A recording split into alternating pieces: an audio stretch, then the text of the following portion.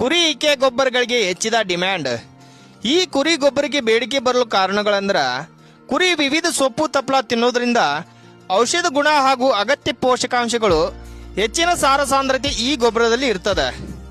ಮೊದಲೆಲ್ಲ ರಾಸಾಯನಿಕ ಗೊಬ್ಬರ ಬಳಕೆಯಿಂದ ನಿರೀಕ್ಷಿಸಿದಷ್ಟು ಇಳುವರಿ ಬರುವುದಿಲ್ಲ ಎಂಬ ಕಾರಣಕ್ಕ ಈ ಕುರಿ ಇಕೆ ಗೊಬ್ಬರವನ್ನು ಬಳಸಲಿಕ್ಕತ್ತಾರ.